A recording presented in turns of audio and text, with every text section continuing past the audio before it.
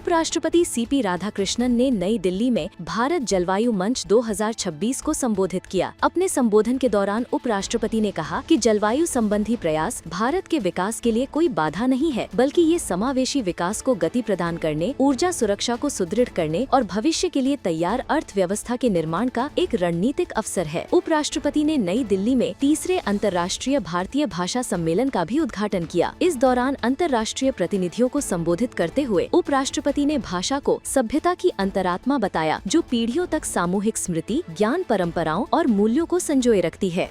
केंद्रीय गृह मंत्री अमित शाह ने वीडियो कॉन्फ्रेंसिंग के माध्यम से नई दिल्ली में राष्ट्रीय सुरक्षा गार्ड की राष्ट्रीय आईईडी डेटा प्रबंधन प्रणाली का उद्घाटन किया। कार्यक्रम को संबोधित करते हुए उन्होंने कहा कि NIDMS एक सुरक्षित राष्ट्रीय डिजिटल मंच है, जिसके माध्यम से देश भर में बम विस्फोट से संबंधित घटनाओं का संगठित रूप से सटीक विश्लेषण किया जा सकता है। गृह मंत्री ने कहा कि one nation one data repository के माध्यम से अलग अलग विभागों में बिखरा डेटा अब एक राष्ट्रीय संपत्ति के रूप में हर पुलिस इकाई को उपलब्ध होगा।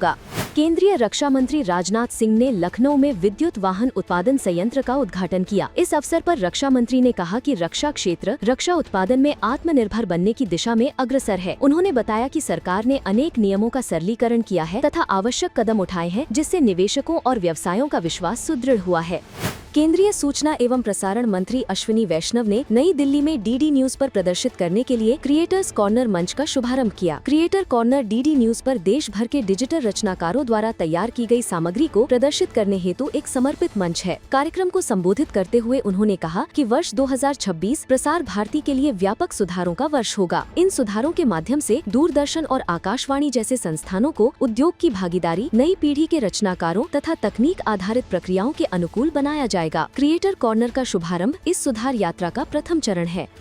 केंद्रीय युवा कार्यक्रम एवं खेल मंत्री डॉक्टर मनसुख मांडविया ने गुजरात के अहमदाबाद में खेल प्रशासन सम्मेलन को संबोधित किया। सम्मेलन को संबोधित करते हुए उन्होंने भारत के खेल तंत्र के लिए सरकार की स्पष्ट और अटल प्राथमिकताओं का उल्लेख किया। उन्होंने शासन सुधार, प्रतिस्पर्धी वातावरण, जमीनी स्तर से लेकर उच्च स्तर तक प्रतिभाओं की पहचान और पोषण पर विशेष बल दिया।